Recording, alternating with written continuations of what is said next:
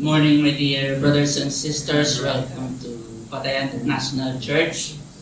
We come together in the unity of Christ. Again, it is our God's will that we are here today, and we're very thankful for this opportunity that we can hear His words again. Contingency plans is a plan designed to take account of a possible future event or circumstances. In case of emergency, the organization have their own contingency plans.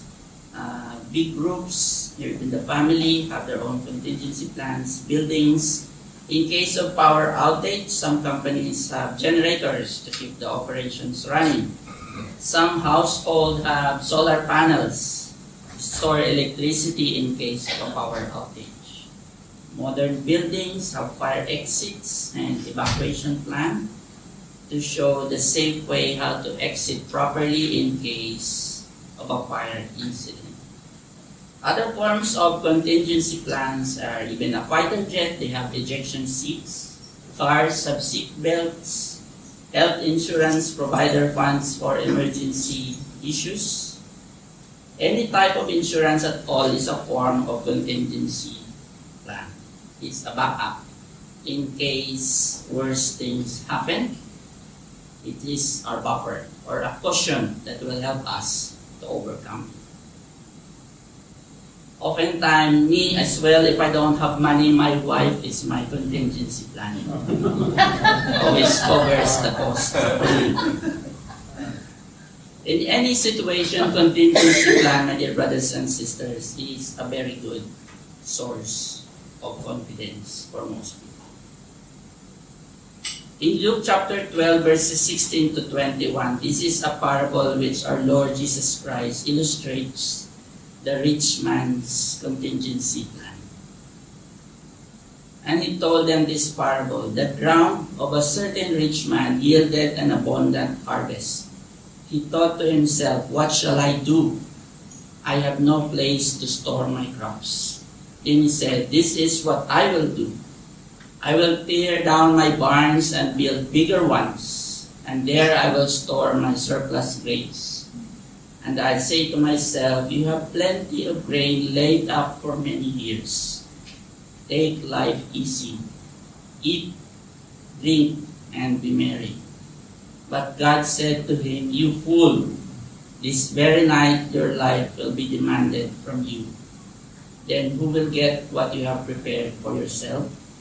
This is how it will be with whoever stores up things for themselves, but is not rich towards God." In this case, my dear brothers and sisters, this certain rich man has an abundant harvest. It was so huge that it cannot fit his barns anymore, and that he needs to tear them down and make bigger ones. Because of this abundant harvest, which we may assume maybe the rich man worked hard for it, and has become his contingency plan. A providential cushion and backup for many years. Even he will not till the land anymore. Maybe more than enough for his next generations to come. In himself, he has this big confidence in his contingency plan. In these terms used, my dear brothers and sisters, you have plenty of grain laid up for many years. Unfortunately, this has become the contingency plan of the modern world. A concept well-versed, well-shared, well-accepted. Plenty of money and wealth has become the source of confidence to face uncertainties. This has come about because the rich man has saw how the world works, how the world evolved around money, and how fitting the similarities today, my dear brothers and sisters, chasing of material things as a safe caution to face future uncertainties. If we may go deeper and relate it to how it works on the modern times, planning, creating, making things happen is good. But combining it with a positive mindset, focusing on the goal, gathering all the mental powers, focus on personal belief, Visualization that will somehow you can achieve your goals and your desired outcomes. The rich man has visualized the future by himself. He wants an easy life. Unfortunately, a lot of people look at it this way today. If you may think about it, this is a very familiar false doctrine being used by many churches today.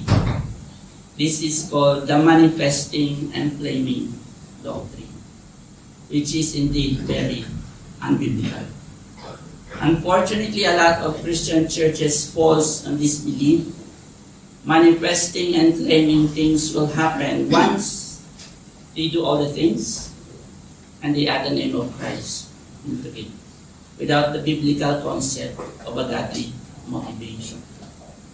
A new house, a new car, successful business maybe, good health, good wealth, has become a good bait for false hopes and assurance. Be very careful, my dear brothers and sisters, manifesting and claiming for yourself to visualize how the future looks like is unbiblical, because it removes the sovereignty of God's will in our lives. Proverbs 19:21 states, "Many are the plans in a person's heart, but it is the Lord's purpose that will prevail." James 4:13-15, "Now listen, you who say today or tomorrow we will go to this or that city, spend a year there, carry on business and make money. Why do you not even know what will happen tomorrow? What is your life? You are a mist that appears for a little while and then vanishes. Instead, you ought to say, if it is the Lord's will, we will live and do this or that." As Christians, my dear brothers and sisters, eventually our plans, our will, our efforts may or may not produce what we expected it to be. But rest assured, everything that will happen in our post-conversion life is part of God's plan. Eventually, to mold us to become like Christ. Not to become rich, not to be merry, not to be free of trouble.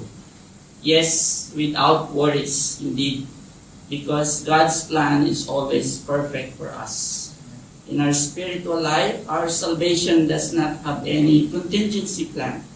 There is no backup for it. No effort required from us, because God's plans of redemption is already complete in Christ.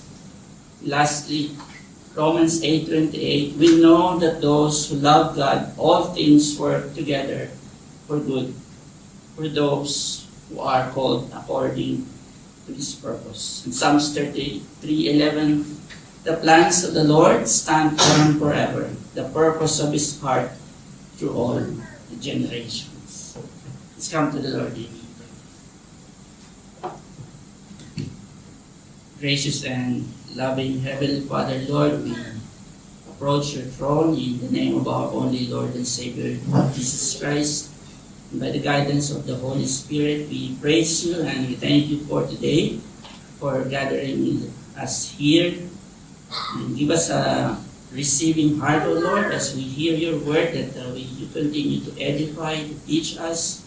And in our heart, we also learn this godly wisdom that we will embrace and may bear the fruits of the Spirit in our lives.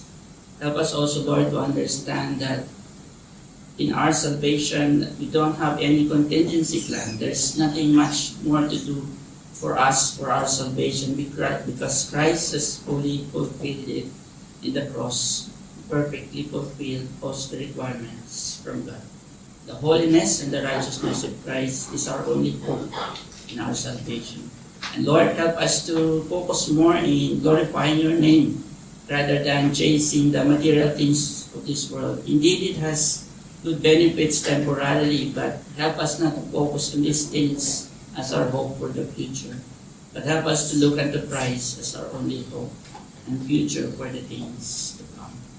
Bless us today as we go about with the aspects of the Sunday service, the children's Sunday school, and the teens. May you bless Sister Marina and the teachers as well, and guide them to impart your holy word unto them. And bless Pastor Daniel that he will continue to share the godly knowledge and wisdom you have provided to him to us. And eventually we know, Lord, that this is your gospel and this is your truth. In Jesus Christ we pray in Jesus' name. Amen. Amen.